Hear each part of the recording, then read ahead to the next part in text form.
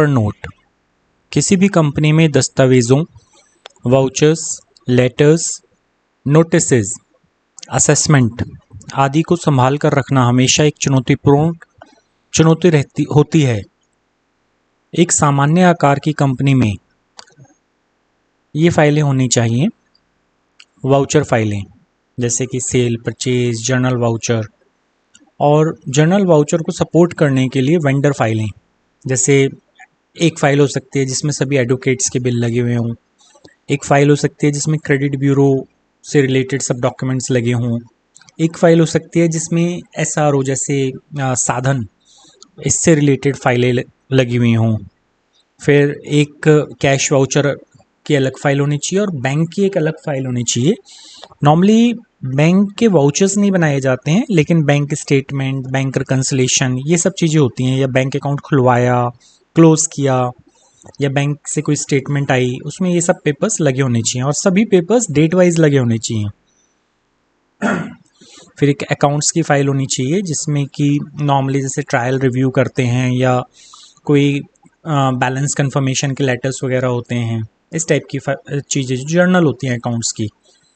फिर एक income tax की फ़ाइल होनी चाहिए जिसमें कि मान लीजिए एक इनकम टैक्स की फ़ाइल है, उसमें फाइनेंशियल ईयर वाइज फ्लैगिंग करके उस फाइल में सभी फाइनेंशियल ईयर के पेपर्स लगे होने चाहिए।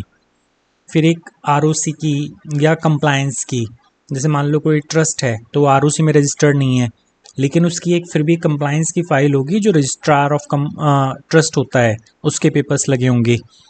फिर जैसे एक जीएसटी की फ़ाइल होगी। फिर जीएसटी की फाइल्स में अलग से अलग अलग टाइप की रिटर्न्स के पेपर लगे होने चाहिए। उसको आप सेपरेट फाइल्स भी कर सकते हैं या फ्लैगिंग से भी कर सकते हैं, डिपेंडिंग कि कितना वॉल्यूम है। फिर टीडीएस की एक अलग फ़ाइल होनी चाहिए, ईएसआई की, पीएफ की।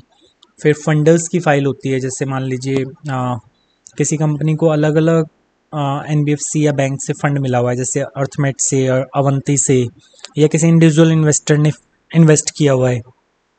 तो जैसे इंडिविजुअल इन्वेस्टर है तो मान लीजिए 10 इंडिविजुअल इन्वेस्टर हैं, अब उनके तो बहुत थोड़े थोड़े पेपर होंगे या एक एक एग्रीमेंट होगा, तो उनकी एक फ़ाइल में फ्लैग लगा के सेपरेशन किया जा सकता है। अब जैसे जब हम इनकम टैक्स का मान लीजिए असेसमेंट करवाते हैं तो हमें अथॉरिटीज़ को काफ़ी सारे पेपर देने होते हैं, जैसे मान लीजिए जो भी वो डिमांड करेंगे कि जी रेंट एग्रीमेंट दो, वाउचर्स दो, इलेक्ट्रिसिटी बिल दो, ऐसे बहुत सारे पेपर्स मांगेंगे, या बैंक स्टेटमेंट दो, जो भी मांगते हैं वो देना होता है। तो इन दस्तावेज़ों को सामान्यतः जैसे मान लीजिए रेंट एग्रीमेंट है, किसी वेंडर की फ़ाइल में लगा हुआ होगा, या इलेक्ट्रिसिटी बिल है तो उसकी भी एक नॉर्मली इलेक्ट्रिसिटी या टेलीफोन की एक अलग फ़ाइल बना ली जाती है। ऐसे में ज़रूरी नहीं है कि इन्हें पूरे सेट के रूप में टैक्स असेसमेंट फ़ाइल में ही रखें, इसके बजाय असेसमेंट फ़ाइल में एक नोट डाल सकते हैं और कौन से दस्तावेज़ अथॉरिटीज़ को प्रदान किए गए हैं, उनकी कॉपी कहाँ रखी गई है। फिर हमें डुप्लीकेट कॉपी बनाने से बचना चाहिए, न केवल हार्ड फाइल्स में बल्कि सॉफ्ट फाइल्स में भी। नॉर्मली लोग बड़ी लापरवाही से मतलब कॉपी ही तो है सेव कर देते हैं, लेकिन वो आपका टाइम किल करता है और आगे भी कंफ्यूजन क्रिएट करता है।